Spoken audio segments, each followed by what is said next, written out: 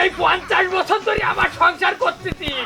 এখনো পয়সা ঠিক করতে পারলি নি তুই বেটি উঠোন কুড়োচ্ছিস মাথা নাচাই নাচাইয়ে তুই কবে ভালো হবি ওরে বুড়ো ডাঙো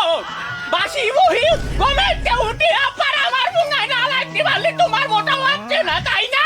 হ্যাঁ ওই তো হোলি লাগতে পারি যে বলেই তো মেজাজ সকাল সকাল গরম হয়েছে আজকে আমার ঘরে সরষে দিন খবর কি রে আমার কি মন চায় না একটু তোমার কাছে শুই তুমি আমারে চাইটি রাজি আছো তা তোমার ওই গুরু চাইটি রাজি নেই আরে এই বয়সে আমার ওই গুরুর গন্ধ মোটা সহ্য হয় না তখন তখন বমি এসে তাই আর মাংসি উল্টো পাল্টা ভাবে এমডি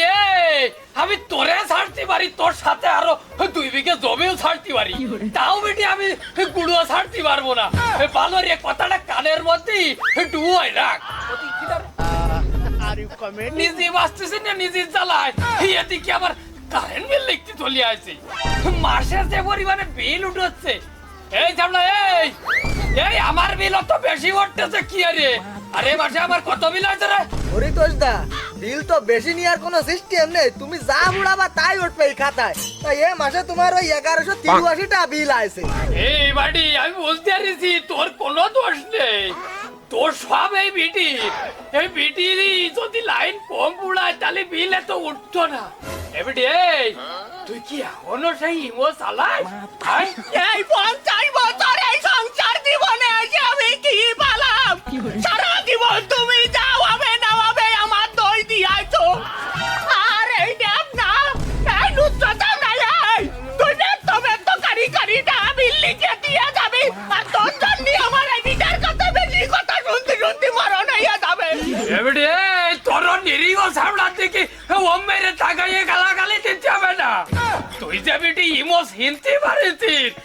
এইতেই তো আমার বুঝার আর কিছু বাদ থাকে না যে তুই রাত্রি কারেন্ট বিল ভুলাস কি না হাই রঞ্জন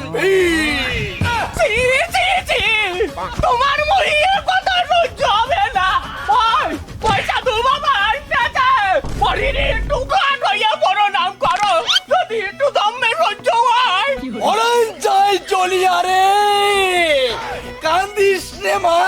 কান্দিস নে তোদের মেন সমস্যা লাইনে তুমি ঠিক কথা কইছো সাধু বাবা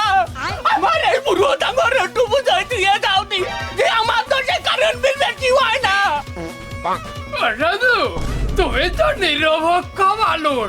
তুমি একটাই আর বিচার করে দিয়ে দাও আমি সব জানি রে বাবা তোমার স্ত্রী আগে ওই বাদের সঙ্গে সংযুক্ত ছিল রাগ করলি মা রাগ করলি কিন্তু এখন আর ওই সঙ্গে সংযুক্ত নেই তাহলে বাবা আমার কারেন্ট বিল এত বেশি উঠতেছে কেন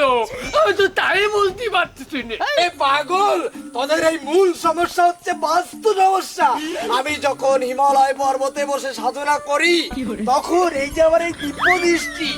দিব্য দৃষ্টি দিয়ে তোদের পরিবারের সমস্যা আমি দেখতে পাই এই যে বাবা তুই মাঝে মাঝে তোর স্ত্রীকে বলিস না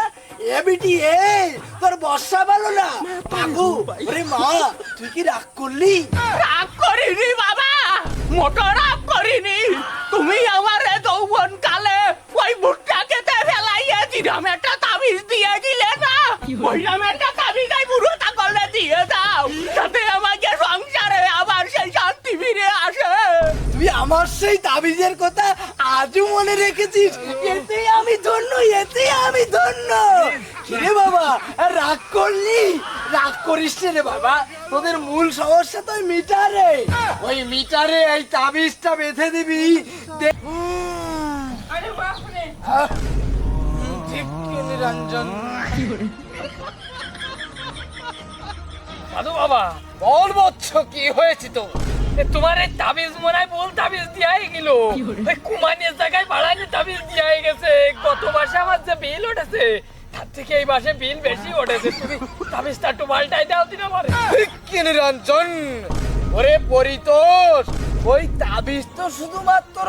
শান্তরা স্বরূপ আমাদের দেশে জ্বালানির যে সংকট আর জ্বালানি না থাকলে বিদ্যুৎ তৈরি হবে কি করে আর বিদ্যুৎ তৈরি না হলে বিদ্যুতের দাম তো একটু বাড়বেই তা ও সাধু বাবা এই বিদ্যুতের দাম তাহলে বাড়িয়ে গেছে তাহলে আমার ক্ষেতের বাগুনের দামও তো বাড়া দরকার, আর না হলে আমি বিদ্যুৎ বিল দিবানি কি রে? ডাক করলা